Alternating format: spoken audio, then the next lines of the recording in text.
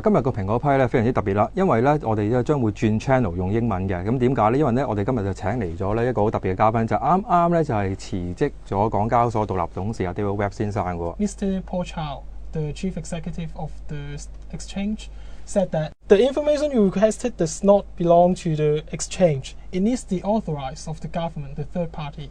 So, and also he said, over the 5 years, he has received more than 100 emails per year, and all of them they reply to you.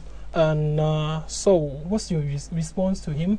Well, there's a number of issues there. I mean, first of all, what he's referring to is only one of the things I was asking for. Yes. There were other things. No, there were other pieces of information. Yes. Besides that, he was talking about minutes of meetings between HKX officials and other parties, including government. But there were other information that I asked for which was not forthcoming. For 5 years it was worth serving because we didn't have too much interference from government. But then there was a political backlash, and the stockbrokers, some of the small brokers, threatened to march in Central, and of course they do have 13 seats in the election committee, which chooses the chief executive, and the government doesn't like to have anyone marching in the streets. So there was political pressure then, and a U-turn was executed. First of all, to delay part of that spread reduction, and then to cancel it altogether. There have been other political U-turns that weren't public, so I can't talk about them.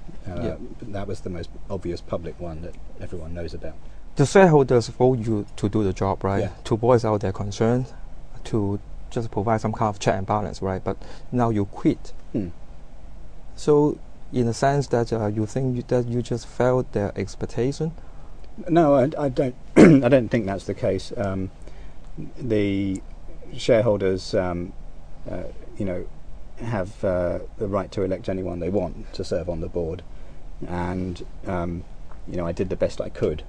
But I also felt it would not serve their interests if I were to just sit there and not make my concerns known. Some commentators think that the real reason behind your resignation is the last year's government increased the stake in the exchange and used it to vote against any nomination that they did not like, right? Just like Mr. Bob Bunker, right? Yeah. You nominated, but he was not successful to be.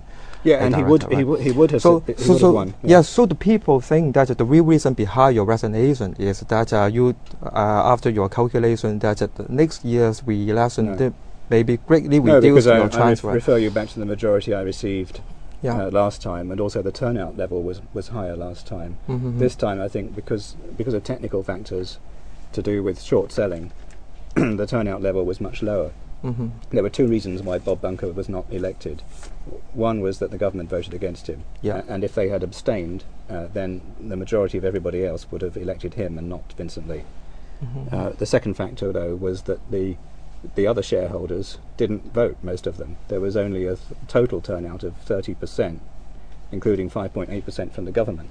But I felt, given the support I had last time, that there would be a very strong chance of re-election unless the government really increased its stake even more.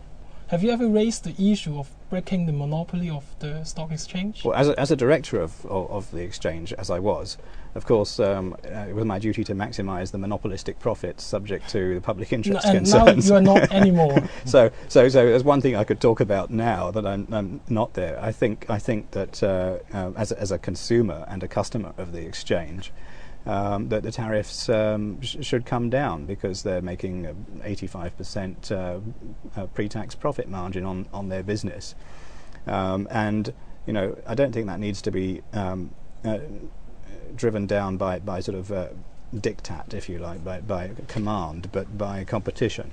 Yes. And I think probably that over time that will happen, that you'll see the so-called institutional dark pools of trading trying to move away from it, and at some point, if competition laws apply to the exchange as they should, then it will no longer be acceptable to force all of the trade to go through the exchange in Hong Kong, because at the moment that's the case, and it's already happening in Europe. If you look at the European markets, London and so on there, where the big investment banks are now forming effectively their own electronic exchanges and saying, well, look, we do so much business that we may as well just bypass the exchange and match trades with each other. And under something called MiFID, the European Marketing Financial Instruments Directive, they're allowed to do that, basically. So the exchanges have to react to that by saying, okay, we are making too much money, and we have to, in order to retain the volumes, we're going to have to be more competitive on fees.